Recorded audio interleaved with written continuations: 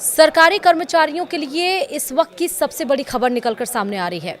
8वें वेतन आयोग को मंजूरी मिल गई है। 50 लाख कर्मचारियों को छठ पर केंद्र सरकार का ये बड़ा तोहफा अब मिलने जा रहा है। नमस्कार, आप देख रहे हैं न्यूज़ 18 का डिजिटल प्लेटफॉर्म और मैं हूं आपके साथ श्रुति श्रीवास्तव। केंद्र सरकार ने मंगलवार यानी कि आज 28 अक्टूबर को 8th पे कमीशन की टर्म्स ऑफ रेफरेंस यानी TOR को मंजूरी दे दी है। इस फैसले से करीब 50 लाख केंद्रीय कर्मचारियों और 69 लाख पेंशनर्स की उम्मीदें एक कदम और आगे बढ़ गई हैं। I&B मंत्री अश्विनी वैष्णव ने कैबिनेट ब्रीफिंग में बताया कि 8वां वेतन आयोग अपनी सिफारिशें 18 महीने में सौंप देगा। छठ के समय आए इस अपडेट से कर्मचारियों की सालों पुरानी मांगें पूरी होती अब दिख रही हैं। सरकार ने जनवरी में ही कमीशन सेटअप करने की मंजूरी दे दी थी। अब TOR मिलते ही कमीशन का काम औपचारिक रूप से शुरू माना जा रहा है। यह कमीशन सैलरी स्ट्रक्चर, पेंशन और अलाउंस में जरूरी अपडेट सुझाएगा। उद्देश्य ये है कि इन्फ्लेशन और इकोनॉमिक कंडीशंस के हिसाब से कर्मचारियों की इनकम मजबूत हो। अब 8th पे कमीशन क्या है? दरअसल नए वेतन आयोग की कमेटी में कौन कौन होगा ये हम आपको बताएंगे। कैबिनेट नोट के अनुसार 8th सेंट्रल पे कमीशन एक टेम्परेरी बॉडी होगी।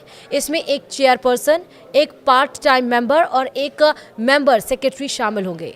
सरकार ने बताया है कि TOR तैयार करने में मंत्रालयों, राज्यों और कर्मचारियों के प्रतिनिधियों से कंसल्टेशन किया जाएगा। नए पे कमीशन की कमेटी में जस्टिस रंजना प्रकाश देसाई चेयरमैन होंगी। उनके साथ प्रोफेसर पुलक घोष और पंकज जैन शामिल किए गए हैं। दरअसल उम्मीद है कि इससे सैलरी स्ट्रक्चर और अलाउंसेज में सुधार होगा। वहीं कमीशन अपनी फाइनल रिपोर्ट 18 महीने में देगा। जरूरत होने पर इंटरिम रिपोर्ट भी सबमिट की जा सकती है। रिपोर्ट्स में यह ध्यान रखा जाएगा कि देश की अर्थव्यवस्था पर दबाव न बढ़े और सरकारी खर्च संतुलित रहे। इसके साथ ही सरकार ने न्यूट्रिएंट बेस्ड सब्सिडी को भी मंजूरी दी है। रबी सीजन की फसल के लिए 37,952 करोड़ की सब्सिडी मिलेगी। इससे किसानों की जेब पर बढ़ते खर्च का दबाव कम होगा। तो वहीं भारत में हर 10 साल पर पे कमीशन की परंपरा है। 7th पे कमीशन फरवरी 2014 में गठित हुआ था और 1 जनवरी 2016 से लागू हुआ। अब अगला अपडेट 2026 में लागू होना है। कर्मचारियों की सैलरी महंगाई की वजह से प्रभावित ना हो, इसलिए सरकार हर 6 महीने में डियरनेस अलाउंस यानी कि DA अपडेट करती है।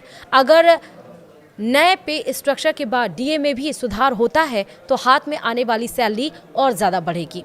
अब किन बातों पर फोकस करेगा 8th पे कमीशन, वो हम आपको बताएंगे। कमीशन रिपोर्ट बनाते समय कई अहम मुद्दों पर गौर करेगा, जैसे कि देश की आर्थिक हालत और फिजिकल डिसिप्लिन, डेवलपमेंट और वेलफेयर खर्च के लिए पर्याप्त resource, non contributory pension schemes का भार, राज्यों की फाइनेंशियल हेल्थ क्योंकि वे भी अक्सर सिफारिशें अपनाते हैं, सेंट्रल PSUs और प्राइवेट सेक्टर में कर्मचारियों की सैलरी तुलना। एक तरफ से यह कमीशन सिर्फ वेतन बढ़ाने का ही नहीं बल्कि आर्थिक बैलेंस और एम्प्लॉय वेलफेयर के बीच सही रास्ता चुनने का जिम्मेदार होगा। 8th पे कमीशन कब इसका फायदा मिलेगा हम आपको बताएंगे। सरकार ने साफ कहा है कि नए वेतनमान तभी लागू होंगे जब कमीशन की रिकमेंडेशन तैयार हो जाए और सरकार उसे मंजूरी दे दे। फिलहाल टाइमलाइन 1 जनवरी 2026 की है। कर्मचारियों की यूनियन लंबे समय से यह मांग कर रही थी, इसलिए TOR मिलने के बाद उनके बीच खुशी का माहौल है। पेंशनर्स को भी इस बदलाव से बड़ा राहत मिल सकता है।